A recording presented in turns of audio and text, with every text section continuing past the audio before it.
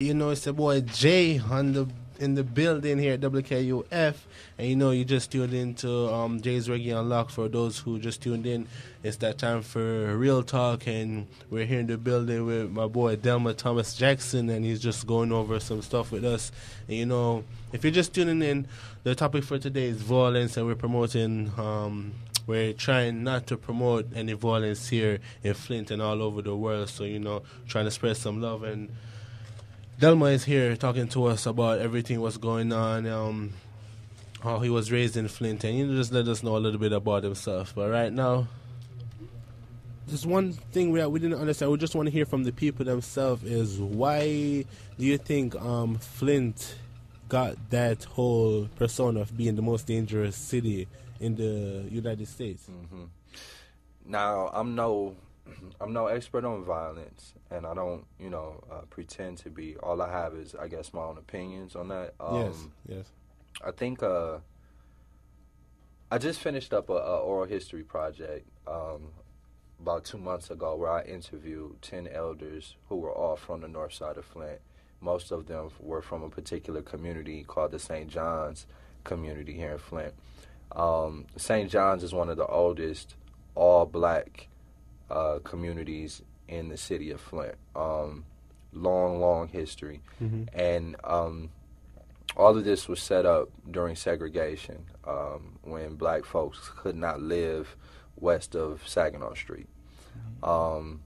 They owned everything, right? Because of segregation, they had to be able to provide for themselves. And so every service you could think of was provided within that community. And the community was although it was racially segregated, it was economically integrated, right? So you had everybody from the lawyers and the doctors all the way down to, Willie the Wino, all living in the same community. Okay. And so young people growing up had an opportunity to see everybody from the hustlers all the way up to the quote-unquote academics and professionals. And so young people, I think, had an opportunity to kind of make decisions based on the role models that they had in front of them, and they were able to see kind of the good, the bad, and the ugly. Mm-hmm. I think one of the things that happened was when 475 was constructed, it physically destroyed that community.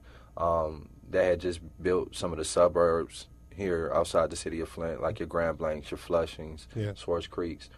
And a lot of it was pretty much white only. It's kind of the unspoken rule, Mm-hmm. They didn't sell to blacks. And so what ended up happening was you had a lot of white people moving out into the suburbs, but they didn't want to have to drive through those black communities to get to work. Mm-hmm. And it just wasn't efficient time-wise. So they built the interstates, right, in order to better transport those folks back into the city, back into the factories. So it destroyed the black community. The one self-sustaining black community we had here was destroyed. And then when they opened up housing, a lot of us marched in the 60s and 70s to open up housing. And when they did, the folks that could afford to move out of the poor neighborhoods did. And what you had was the creation of the hood, mm-hmm. right, where everybody that was left behind was kind of on the same economic page. They were all struggling, working poor, to all the way down to the unemployed. And so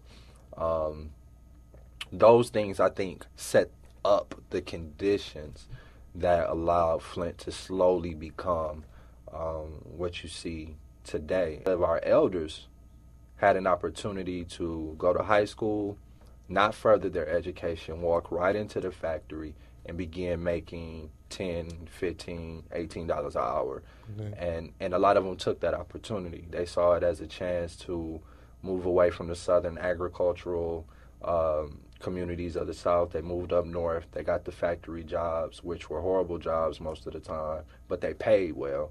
And they saw it as an opportunity to provide their kids with something they didn't have. So a lot of these folks started working double overtime, working on the holidays, working through weekends, stacking money left and right. They were able to send their kids to nice schools. They were able to put braces on their teeth. They were able to pay for, college out of pocket a lot of times. So they made great money.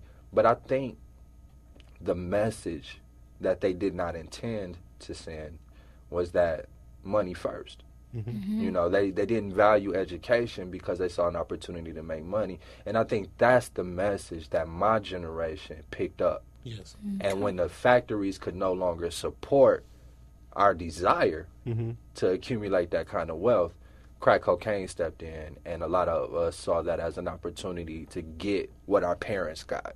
Okay. That GM could no longer provide. So I think that's one of the biggest reasons why you saw such a jump in violence, not just here in Flint, but in a lot of post-industrial cities like Gary, Indiana. Some parts of Chicago are still reeling from that thing. Yeah, we started to cut you off, but you know we have to pay some bills right now. We have some music, some tracks that we about to play from my boy Eladino, DJ Eladino right here with the mix. So people out there want to hear some music, ready for you. Here we go.